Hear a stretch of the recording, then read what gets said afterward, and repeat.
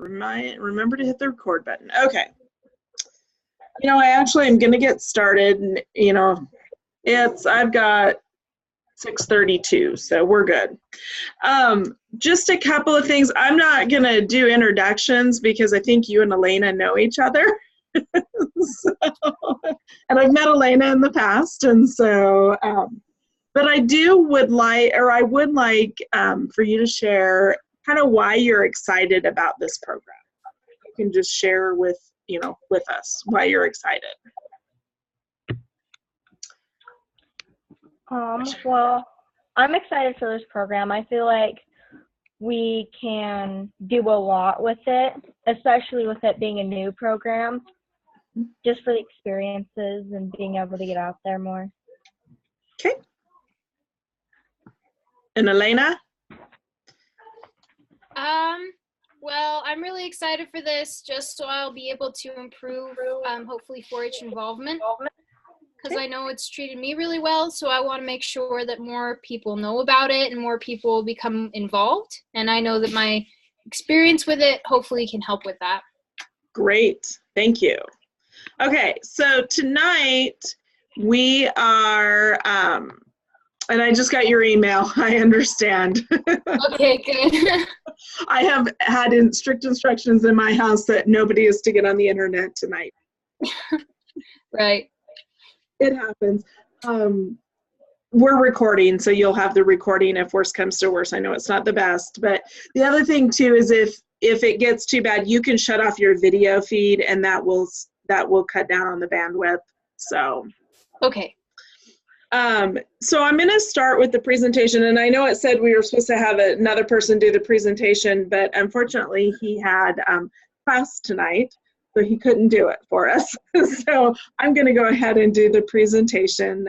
This presentation and then the very last one are the only two that I'm doing. We have guest speakers for all the rest, I think. I only have one that hasn't confirmed.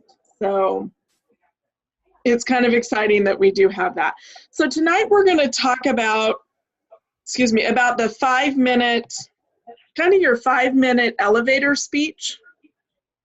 This would be something if you go in, if you have 5 minutes, that you run into a legislator in the grocery store, or, which in Elko probably happens a lot more than it happens in Reno. I know when I was lived in a small town, man, I ran into everybody at the stores, and so it's always good to kind of have that 5-minute presentation. The other thing that I think it's important to have, the reason I think it's important is sometimes even when we're meeting with legislators, we may only have 5 minutes. I don't know, Elena, how much time you guys had last year when you were meeting with the legislators back in DC. But it's usually not much. Right, yeah, definitely. With Amaday, we were able to get, I don't know, probably half an hour, but with Heller, he was really busy, so we probably got like 10 minutes tops. Yep. And you want to leave time for them to ask you questions. And so that's why I think it's just really important that we go through kind of that 5-minute, here's what we're going to say. And so the PowerPoint, and then I also put 2 resources in the Nevada box. I uploaded those this afternoon, and so the PowerPoint plus those 2 resources, the 2 resources I found, I think are really good as you're preparing any kind of speech. One of them is called Speak Up with Confidence, and it's presenting 9 key areas, and it's a document that was put together by another state. And then the other one, I don't have it here, is actually about a 179-page document. It's called the Communications Toolkit, and it actually was produced by Michigan State. One that, gosh, it's been around since I was in Michigan, and that was I left Michigan in 2002. So it's been a long time. But I think it's still an outstanding resource. It's been updated, but I think it's still a really, really good resource for you to use as you're looking at presentations, putting together presentations. So this is really kind of just about our 4-H story. So I always kind of like this. You know, I've got the elevator pitch, an escalator pitch, and just to be safe, a stairwell pitch. And sometimes I know one time I was meeting with legislators back in DC. Oh, it's just going crazy. I was meeting with legislators back in DC, and we literally had the walk from the building to the Capitol. When we went underground, that's how much time we had. It wasn't a whole lot. So, and this is, I know this slide is a lot of information, but you know, essentially you guys know this. Good presentation is, you know, it can be a demonstration, talk, a speech, but a good 4-H presentation helps you to learn how to research a subject, organize your ideas into a logical order, share your spark or your passion with others, and then practice your public speaking skills. And then, you know, the public speaking is one of the most important skills that you can have as you move into your career, no matter what you're doing. So as we're looking at this, we're gonna talk about creating the elevator pitch. So the first thing you want to do, and we're gonna kind of go through this together, as you know, the three of us are gonna go through this together, because I want us to think about some of these things. So you're gonna identify the goal of the presentation. So what is the objective? You know, what do you want to tell the audience about the organization? Or, you know, something else that another reason you might use this type of a presentation would be, do you have an idea to pitch to somebody and you just have a few minutes? Kind of like, you know, when you were talking to me at the state livestock contest, there wasn't a whole lot of time, but you know, it's that 5-minute pitch. Hey, I've got this great idea. Let's, you know, and then do you want a simple, engaging speech that just explains your experience? And for us, what do you guys think our goal is for this type, for today, or for our presentations that we're going to put together?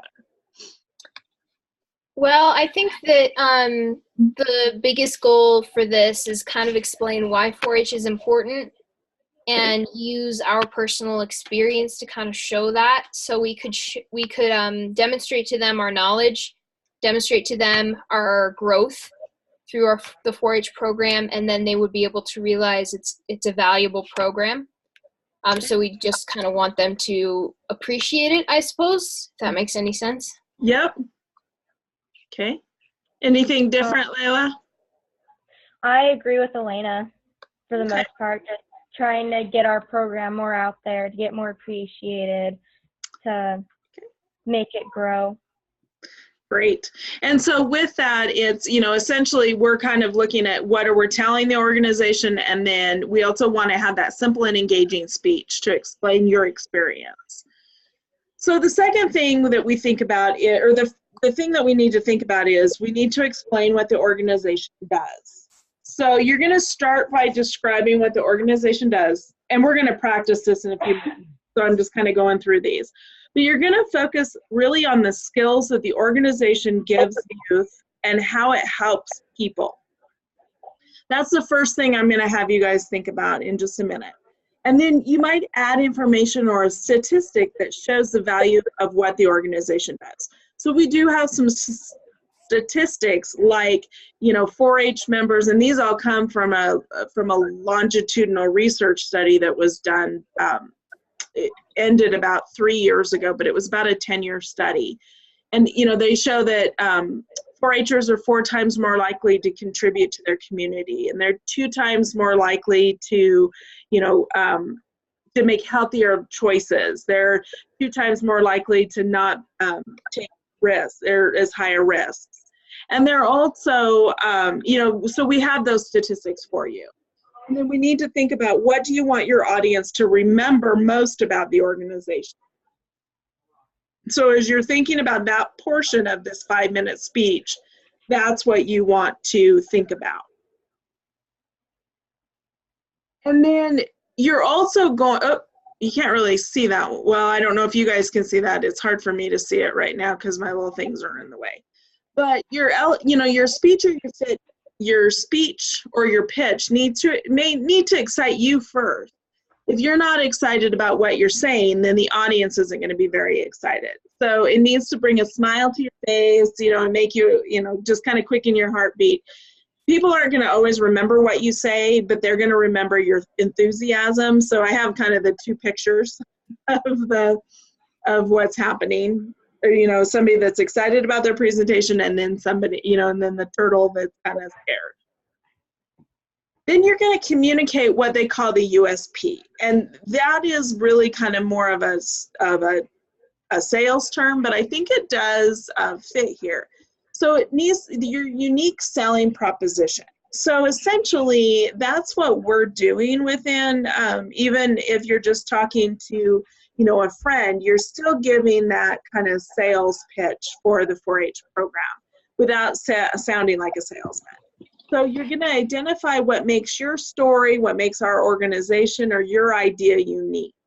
And then you want to communicate that after you've talked about what you do. So you're going to talk about what the organization does. Then you're going to give them kind of what makes us unique.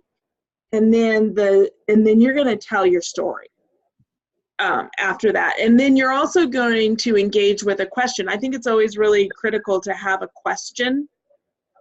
And so after you communicate that USP, after you've told your 4-H story, which is really kind of that uniqueness, that's where that USP can be your story, then you need to ask them a question. That's how you engage them. You don't want to have it be an open-ended question, but get them involved in that conversation.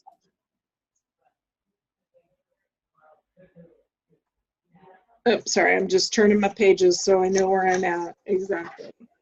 So, can you guys think of a question that you might ask at the end of this kind of a presentation?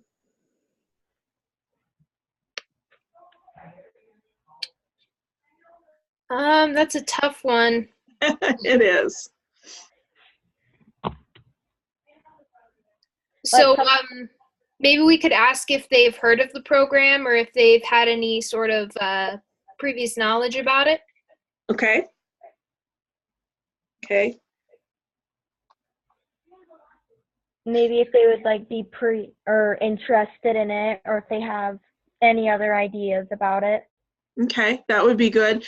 Something too something that's very relevant in the last 2 days, if you guys have been keeping up on the news, the 2 young girls from California that were just, that were lost and then they were just found. I don't know if you guys have seen those articles, but they said, they were 8 and 5, and they said that they learned survival skills in 4-H, and that's how they survived for 44 hours out in the woods. Wow. Yeah. So, and it has made national, it's been on CNN, it's been on People, I see it on Facebook, every single state 4-H program, the National 4-H Council, National 4-H Facebook page, all of them have posted about that. And so that could be a question, hey, did did you hear about the young girls in California? That's something that we do teach in 4-H. Not every club teaches that, but that's an opportunity. What do you, did you know that happened? And so, yeah, it's pretty cool publicity for us. Even if it happened in California, it's still good for all of us. So, and then you want to pull it all together. So once you've completed kind of those 4 sections, the thing that you have to do is you really need to practice, read it aloud, and use a stopwatch to see how long it takes. Each section should be really no longer than about 1 to 2 minutes. So when you do kind of that introduction, what is 4-H, kind of give a few, 1 or 2 statistics, that should be about a minute. Then I would say what was the one section? What our organization does. Then those would be things like the skills that it teaches our young people. That would be about a minute. I would say that your unique 4-H story, your unique selling that USP, that should be, to me, that should be 2 to 3 minutes, because that's really what engages the audience. And then maybe a minute for questions. And then if it's too long, then you're going to risk monopolizing the conversation. You want to make sure that you give time for questions. And then also trying to cut out, you can cut out anything that absolutely doesn't need to be there. Again, if it's not even 5 minutes, that's okay. If you can get what you want to say down in like 2 or 3 minutes, that's fantastic. And then you need to practice it. We learn in 4-H, and with our presentations, we have to practice, practice, practice. In fact, my child is downstairs. He has a presentation in ELA tomorrow in his English class that he has to practice, practice, practice. So I've been on him all day about practicing for his presentation. So. And then, because if you don't practice, it does not sound very natural. It doesn't, when you're just reading from a script, it doesn't sound natural. And also, the thing I find is if I at least don't read over what I want to say, I'm going to forget important things. And so you need to make sure. And, we're essentially kind of giving a little bit of a sales pitch. We're trying to share our story too. But it is a sales pitch in a way, because either we're recruiting new youth to come to the organization, we're recruiting new volunteers, we're asking for money, we might just be promoting the program, but again, it's a sales pitch. And you don't want to sound like it's an aggressive sales pitch. You want to make sure that it's that natural conversation. I was in a hotel elevator one day. It was at a national meeting, and I knew that, I can't remember, we were in Indianapolis, now I remember, and the Colts were playing the Steelers, and we had learned that the Steelers were staying in the same hotel that we were at for the conference, because it was just like 2 blocks from the hotel, or from the stadium. And I was in the elevator one of the days, and happened to be in the elevator with one of the players. I mean, I could tell he was a player. Oh, wow. He might have been a coach, but I'm almost positive he was a player, when they're big and, Anyway, and he was asking me what the group was that was here, because there's like 1,500 4-H staff from around the country at this conference. And so they knew that there was something big going on. So I had to start my 5-minute elevator speech. And, he was like, oh, we do a lot of outreach to youth organizations, and that might be a really interesting one for us to do outreach to. And so whether that happened, I don't know, but, at least he became knowledgeable about the program. And so, was I making a pitch? Was it going to benefit us in Nevada? No, but to me, it benefited our program. If they just got a little bit of knowledge about what we do. So you never know when you're going to be in that situation. But I tried to make it sound as conversational, just having a conversation with him rather than a sales pitch. So, okay, so here's where we're going to, and you guys may not, if you don't have pieces of paper, that's fine. We can just have the conversation. But this is how, as you're starting to get ready to do, I actually really kind of like this idea. So you have a piece of paper out, a full piece of paper. And this is like a brainstorming time, where you would write down everything that you want to say about the organization and about your 4-H experience. So can you, think of 2 or 3 ideas for the organization that you think that should be shared? There's a variety of opportunities. Okay. Let's see. There are a lot of opportunities for leadership and not international, but travel, I suppose, and meeting new people. There's actually a lot of international stuff. We just haven't got it here in Nevada yet. I'm working on it. That's one of those programs that I'm working on trying to bring to us. Okay. What else?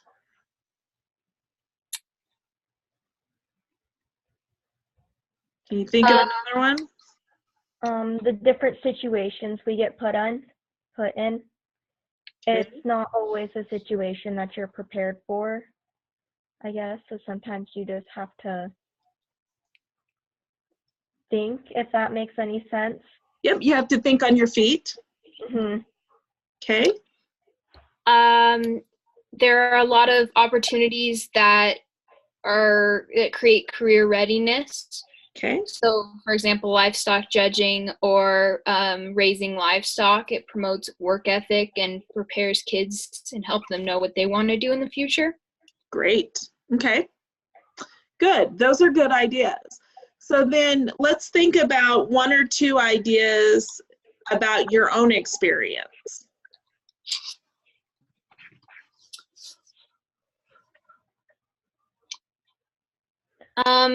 I'd have to say that it probably promoted me to not only persevere, but kind of have a vision as to how I can help in the future.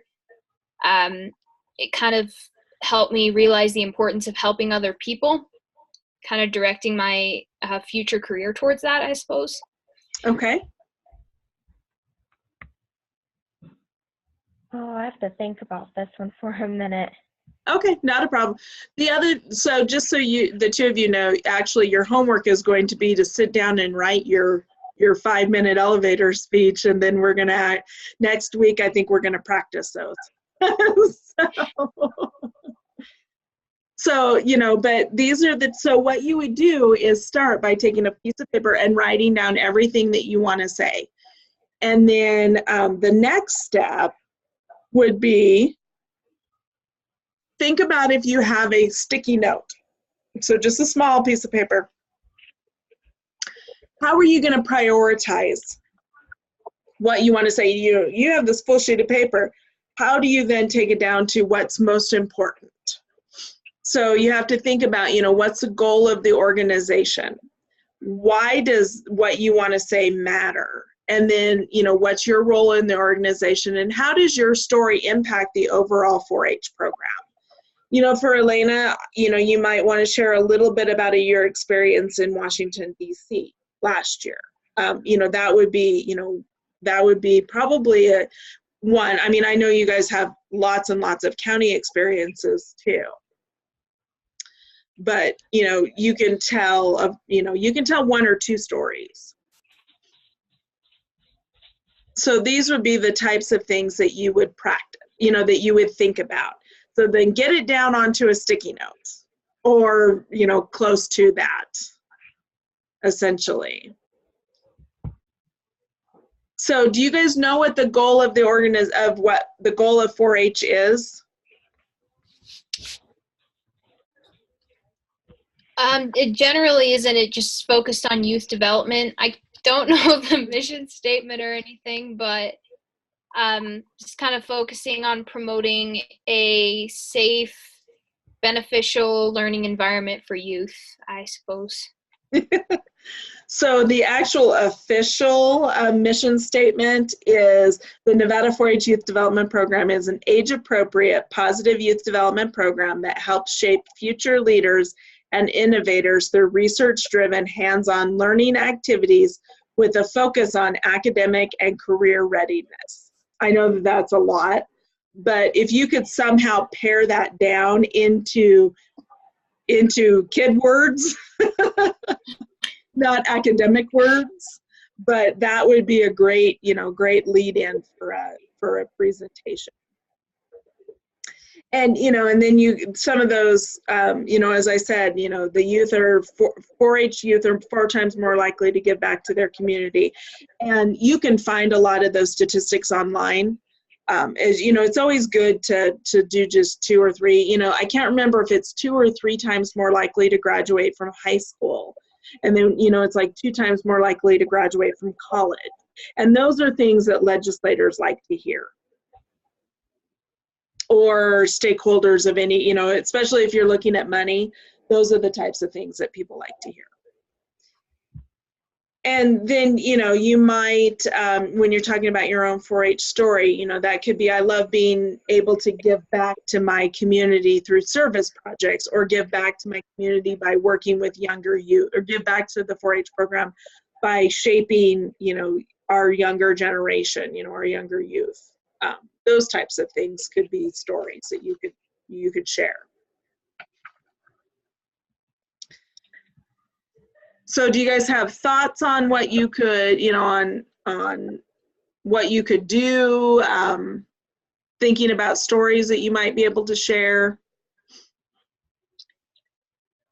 I was thinking possibly maybe for an introduction, I could emphasize how maybe 4-H is helping to develop the next generation of leaders, kind of show that it is its focus is to prepare them for future success.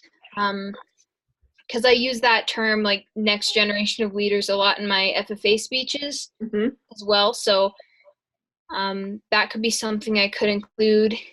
Yep. And possibly also maybe emphasizing on hands-on work for me, because that's what I enjoy most. So yep. We'll talk about that. You could do hands-on experiential learning. That's a good term to use if you haven't heard of experiential learning. It's basically, you know, hands-on. Right. And the do, reflect, apply, where you get the opportunity to do the activity, to reflect on the activity, and then figure out how you can apply that to the future. Hopefully you guys are doing that in your 4-H programs. They're supposed to be. Reflection sometimes doesn't always get done, but we try to emphasize that. So, you know, can you think of anything, Layla? I was thinking about reflecting on how it shaped me as a person and how I've seen other people change dramatically through this program. Great. Yeah. I mean, I've seen, of course, I'm in year 25 now of working with the 4-H program in many, many different places. In, I think, 4 different states and 5 different positions. And I've seen a lot of change in young people, you know, kids going from having massive anger issues to the point of, you know, therapy and all kinds of stuff, to just an amazing sharing with others in a program, you know, where they wouldn't when the program first started, to, you know, kids that should have been in prison being successful because they got involved in 4-H as teenagers. And so, you know, I think those are good stories. If you know, I mean, I think it's important though for us to share our stories. I mean, I actually have a few people like that I've gotten involved in 4-H, and they're in my club, and it's crazy because they used to be insane trouble kids, and now they're actually changing for the good. So I can relate to that. Good. That's exciting. And, you know, that might be a great story to share, you know, make sure that they're, you know, I wouldn't say names or anything, and make sure they're okay with it. But, you know, you can say, I've personally seen this, you know, where we've had kids that were on the wrong path, and we've, you know, they've changed, you know, we've been able to turn it around. So fantastic. So essentially, your homework for this week is to write your kind of 3 to 5 minute elevator speech about the 4-H program and about your story within the 4-H program. I think we should have time next week to practice. We did or not next week, I'm sorry, I said next week in here too. Our next session is actually Wednesday night. And we have Marilyn Kirkpatrick, who is the chairman of the Clark County Commissioners. She's also a former legislator. I believe somebody told me, and I could be wrong, but I believe she might have been the former Speaker of the House. before she became a Clark County Commissioner. She's also on our Extension Advisory Council. Huge 4-H advocate. She's actually going to be talking about how the legislature works in Nevada with us. And so depends on how long her presentation goes, but I'd like to, if we do have time to practice Wednesday, I would like us to try to get some, for everybody to go through their 5-minute elevator speech. And the reason I say that is because, I think it's important to practice. If we don't get to it, we will get to it one of the sessions, but, like tonight, we're going to finish early tonight. I mean, it's 7 o'clock. And I've got a few other things that we can talk about, but, I think she probably won't go a full hour and a half would be my guess.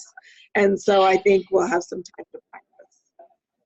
So it should be, and her session should be good. I'm excited for it. I'm excited that she was able to work it into her schedule.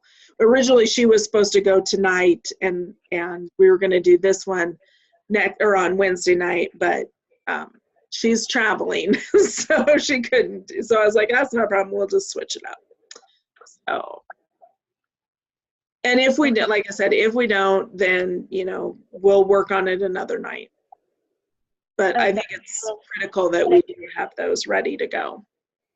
So just kind of try and have a rough draft of it by next meeting? Yep. And you'll be finished early tonight, so there'll be hopefully a little bit of time. I know, probably have homework too, but hopefully have a little bit of time to start working on that.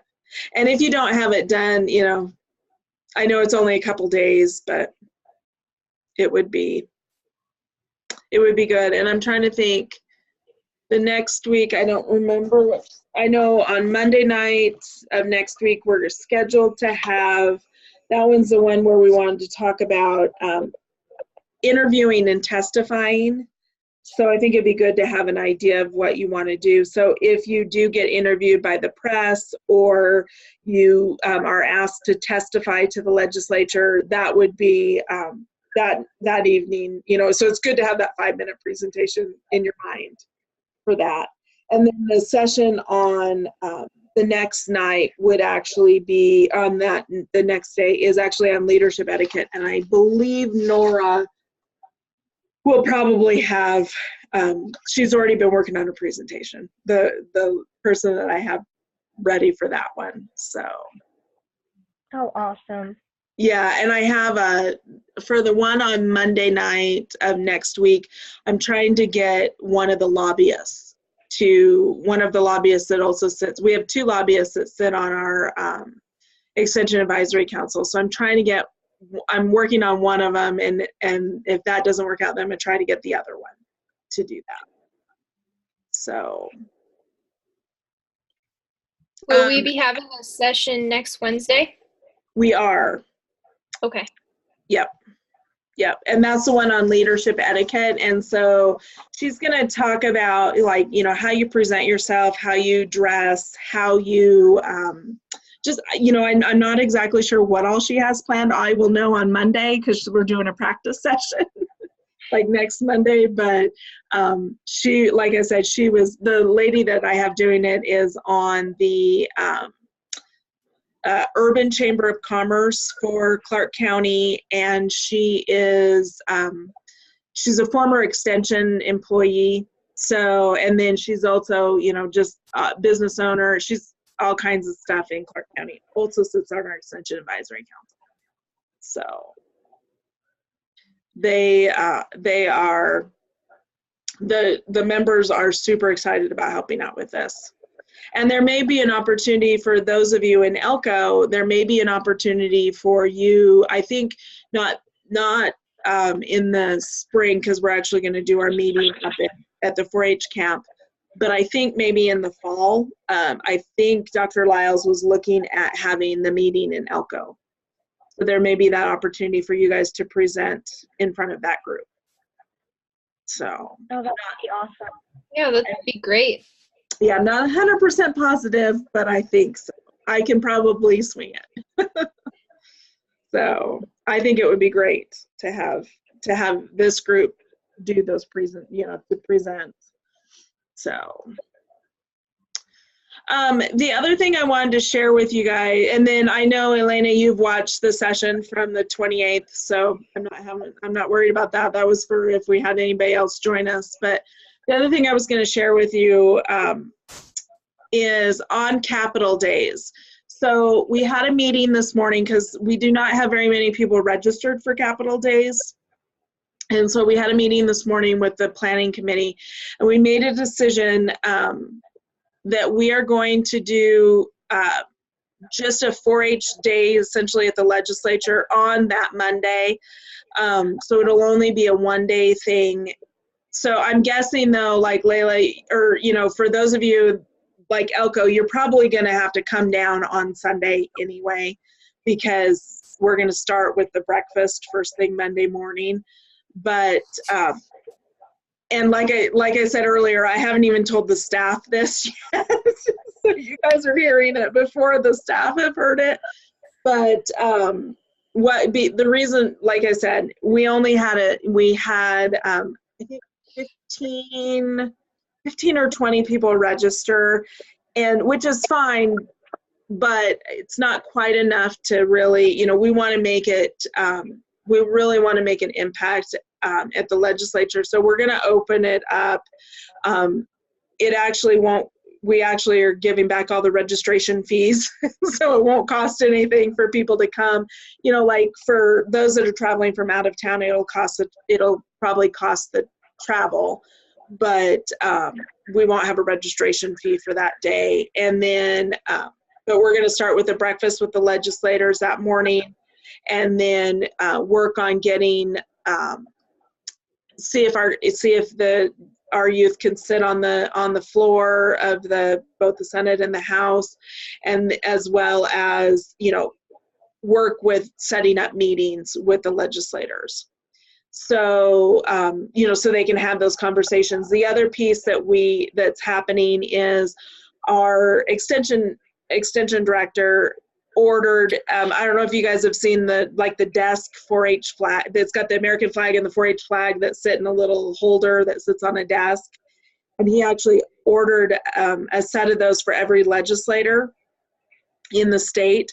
And so we're going to want to deliver those that day as well. So we've got a couple of things that we're going to be working on, tours of the House, tours of the Capitol, those types of things. So it won't be the whole weekend. It'll just be a couple days, but we are, it is still a go. We just have to revise it a little. So we're hoping to get some more young people that might be able to come if it's just, a shorter time frame. So are we still age limiting it? Because my sister. We are. How old is your sister? 12. Oh. She's 13. Yeah, and when does she turn 13? Oh, geez. If I could remember her birthday. Oh, well, and it's one of those, we'll kind of see, and it might be, in those cases, like since you're coming already, we may make a few exceptions. We wouldn't if it's just, a young person, but, if you're already coming, then we may allow that. Well, I'll run that by the committee, but, what we don't want is a lot of like young kids coming in because, they aren't quite as, it's just a lot tougher to do. Well, if we could do that, that would be awesome. I know she was super bummed she couldn't go. Yeah. Well, and we're hoping that, this will at least start, because what we've heard is because the program hasn't been going for a number of years, I think 2013 was last year that they did an actual Capital Days, that people are a little leery of what it's going to be. And so, because, most of, a lot of people weren't around in 2013 when it happened last time. So we're going to work on that. So we're hoping that, by the next by 2021, we'll be able to go back to a longer program. And I'm also hoping that we can do it on a 3-day weekend, so there isn't, the missing of school. We have found April is kind of crazy. Yeah. Well, and you know, as Elena said, the AP tests are right around that same time. I know Mhm. in Clark County, our biggest issue is that's also the Clark County Fair is the month of April. And so there is, you know, a lot of kids have to miss for that. And there's just a lot of school that's missed in April. So we're hoping that if we can go earlier, like I'm thinking if we could get President's Day weekend, that would be fantastic. Because it would at least, young people wouldn't have to miss school. Mhm. So, do you guys have any questions or comments or anything about tonight? I know it was kind of a quick presentation, but I know you guys have probably both given quite a few presentations in your career, your 4-H career. I think I'm pretty understanding about it. Okay. Great. Yep, I feel pretty good about this. I'm pretty excited. Good. Good. Excited for the speech. I love speeches. Yeah, me too. And, you know, it might be something at some point we record and then put on, you know, put on some of the social media stuff and really get the word out. You know, if you're writing your 5-minute speech anyway, you might as well share it. Yeah. So that could be something we do. Sounds great. Okay, well, if there's nothing else, then I will let you guys go. And yeah, Monday night, same time, and then Wednesday night of this week, same time, and then Monday night of next week and Wednesday night of next week. So I know it's really crammed in. I realize that, and I feel so bad, but it's kind of like I was trying to get it all done quickly so then you would be ready to go as we're moving forward. So, and I understand when you can't make it. So that's why we record it. All right, well, sounds good. Okay, thank you. Thank you. All right, well, thank you.